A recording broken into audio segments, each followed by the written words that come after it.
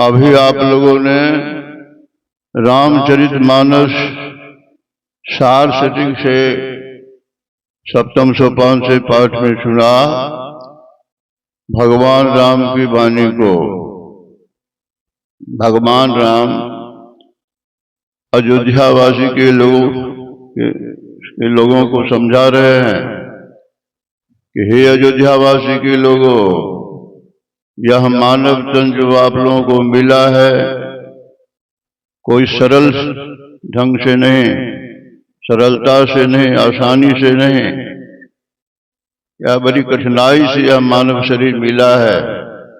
84 लाख प्रकार के योनियों को पार करके मिला है। यह बड़ा भाग्यवान यह शरीर है। बड़े भाग मानुष तन पावा, सुर दुर्लभ सदग्रंथ ही गावा। ऐसा भी कहा यह मानव शरीर बड़े भाग से मिला है। क्यों कहा बड़े भाग? इसलिए कहा हमारे जितने भी जोनियां हैं, कुत्ता बिल्ली बाघ सिंह कीट पतंग, जितने भी जोनियां हैं, उस जोनियों से हम परमात्मा का दर्शन नहीं कर सकते हैं, मोक्ष नहीं मिल सकता है। क्यों? तो उन सबको जो है सो साधन करने की कला नहीं है, साधन करने का ज्ञान नहीं है, कर नहीं सकता है। इसलिए वह ईश्वर का दर्शन नहीं कर सकता है और मोक्ष नहीं मिलेगा, छुट्टी नहीं मिलेगी। किसे छुट्टी? ये 84 लाख प्रकार के जन्म से छुट्टी। क्यों छुट्टी चाहते हैं? इसलिए इस 84 लाख जोनि में बहुत दुख भोगना पड़ता है। जन्मत मरत दूसरा दुख सहो, जन्मने मरने में काफी दुख सहन करना पड़ता है। इसलिए कहते हैं इसे छुट्टी पाना चाहते हो, सदा एक रस में रहना चाहते हो, तो वह मोक्ष धाम भी एक मोक्ष धाम है, जहां जाकर के सदा के लिए तुम सुखी रहोगे, और वह परमात्मा की प्राप्ति से।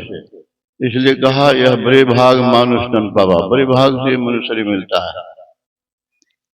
और हमारे पूज्य साहिब स्वामी जी महाराज की वाणी में है,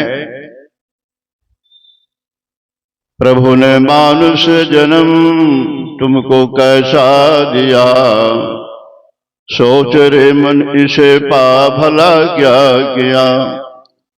प्रभु ने मानुष जन्म तुमको कैसा दिया, सोच रे मन इसे पा भला क्या किया। तरसते हैं जिसके लिए देवता, इसकी महिमा है कैसी अब तुम ही बताओ। हाय ऐसा अमोलक रतन खो दिया, सोच रे मन से पा भला क्या किया। सोच रे मन से पा भला क्या किया। प्रभु ने मानुष जन्म तुमको कैसा दिया, सोच रे मन से पा भला क्या किया। ये मानव तन भव सिंधु पैसे तू है, वो सदानंद पाने का भी हेतु है। ये मानव तन मानो भव सिंधु पैसे तू है, वो सदानंद पाने का भी हेतु है। इसे विषयों के पीछे बेरत कर दिया, सोच रे मनी से पा भला क्या किया। प्रभु ने मानुष जन्म तुमको कैसा दिया, सोच रे मनी से पा भला क्या किया। जो गया बीत दिन सो गया बीत ही, ये बचा भी न जाए उसे रीत ही। इसके बचाने का यदि सुजत न किया, सोच रे मन से पा भला क्या किया। सोच रे मन से पा भला क्या किया। प्रभु ने मानुष जन्म तुमको कैसा दिया, सोच रे मन से पा भला क्या किया। पंच विषयों से निज को लिया मोरना, पंच पापों को जिसने दिया छोड़ना। गुरु युक्ति से भक्ति साही न किया, सोच रे मन से पा भला क्या किया। प्रभु ने मानुष जन्म तुमको कैसा दिया, सोच रे मनुष्य पा भला क्या किया।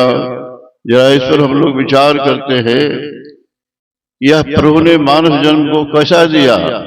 ऐसे मानव शरीर को पा करके हम लोग भला क्या कर रहे हैं। ऐसे मानव शरीर को पाकर हम लोग विषयों में अपने मन को लगाते रहते हैं दिन रात, एक बार भी प्रभु का चिंतन नहीं करते हैं, है ना।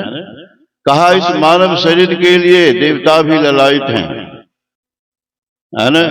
दुर्लभ मानव जन्म है देना बारंबार, तरवर जो पत्ता झरे बौड़िन लागे डार। जैसे पेड़ से गाछ से पत्ता गिर जाने के बाद उन पत्तों को पैर में जुटना कठिन होता है, वैसे यदि एक बार यह मानव शरीर चला जाएगा तो कहा फिर मानव शरीर बड़ा पाना कठिन है, बड़ा कठिन है। जन्मत मरत दुख हो, जन्मने मरने में काफी दुख सहन करना पड़ता है। यानी 84 लाख प्रकार के योनि में हम जन्मते रहेंगे, मरते रहेंगे। इसलिए कहा बड़े भाग से मानव शरीर मिला है। इस बार यदि अब की पासा ना पड़ी तो फिर 84 जाए। यदि इस बार मनुष्य शरीर पा करके भक्ति नहीं करेंगे, मोक्ष की कुर्सी को प्राप्त नहीं करेंगे, या अरे इस मानव शरीर में यदि मोक्ष नहीं मिला तो कोई हानि में नहीं जाइएगा, बल्कि भक्ति बीज बिनसे ना है जो जुग जाए अनंत। ऊंच नीच घर जन्म ले तो संत के संग, इसका नाश नहीं होता है। जो भक्ति बीज यानी भक्ति में लग गया, भक्ति को प्रारंभ कर दिया गुरु जुक्ति से, तो कहा वह नीचे जोड़ी में नहीं जाएगा। बार बार स्वर्ग और मनुष्य, स्वर्ग और मनुष्य यानी सात्विक स्वर्ग, तामसी स्वर्ग नहीं। तामसी स्वर्ग दो तरह के होते हैं, तामसी और सात्विक। जैसे अमीर दो तरह के होते हैं, सात्विक और तामसी। तामसी अमीर के पास जाइएगा तो वो साधु को रहने नहीं देता है, चोर चंडाल शराबी सबका वासा होता है। और सात्विक अमीर के पास चोर चंडाल नहीं जा सकता है, वो जा नहीं सकता है वहां। इसलिए वो तामसी भक्ति करने वाले का तामसी स्वर्ग जाएगा और वहां से फिर कहाँ आएगा, सीधे नरक में जाएगा। पुण्य छीन सोई देव, स्वर्ग से नरक में जावे। पुण्य जहां खत्म हुआ थोड़ा सा, वो नरक में चला जाता है। लेकिन ये सात्विक भक्ति जिसमें कि पंच पाप से दूर रहने की कोशिश करते हैं, साधन भजन करते हैं, उस प्रकाश को पाने की कोशिश करते हैं, उस परमात्मा को पाने की कोशिश करते हैं, ऐसे मनुष्य यदि प्राण छोड़ दिया, भक्ति अधूरी रह गई, तो कहा वो सीधे स्वर्ग जाएगा। और उस भक्ति को पूरा करने के लिए पुनः कहाँ आएगा, सुचिनांग श्रीमतांग योग जाते, पवित्र धर्मार्थ के घर में उसका जन्म होगा, है ना। और फिर तब तक जन्म होते रहेगा पवित्र धर्मार्थ के घर, जब तक कि वो मोक्ष नहीं प्राप्त कर लेता है। मनुष्य शरीर में रह करके जब तक वो ईश्वर का दर्शन नहीं कर लेता है, तब तक उसको बार बार मनुष्य और स्वर्ग मिलता रहेगा, है ना। इसलिए कहा यह मानव शरीर बड़ा भाग से मिला है। ये संसार सागर को पार करने के लिए सेतु है, पुल है। जैसे सागर को पार करने के लिए पुल हो जाता है तो बड़ा आसानी से पार करते हैं, और नहीं पुल होता है तो मैंने बहुत देर तक नाव की आशा रखते हैं, है ना, बहुत समय लग जाता है। अब पुल है तो किसी की आशा नहीं पार हो जाता है, बहुत जल्दी पार कर जाते हैं। इसी तरह से कहा मानव तन भव सिंधु पे सेतु है, वो सदानंद पाने का भी हेतु है। सदानंद नहीं, परमात्मा को प्राप्त करने का भी कारण यही है, दूसरा शरीर नहीं है। इसलिए कहा जो ऐसे मानव शरीर को यदि प्राप्त करके हम इसको बचाने की कोशिश नहीं करेंगे तो हमारा क्या जीवन बेकार चला जाएगा। फिर हम 84 में भुगतने आते जाते रहेंगे, दुख भोगते रहेंगे। इसलिए हम लोगों को परमात्मा का भजन करना चाहिए, जिससे कि हमारा इस जीवन में भी सुख मिलेगा और परलोक में भी सुख मिलेगा। दोनों हाथ लड्डू रहेगा। भक्ति करने वाले को यहाँ भी शांति और वहां भी शांति। बोलिए प्रेम से श्री सद्गुरु महाराज की जय। श्री सद्गुरु महाराज की जय।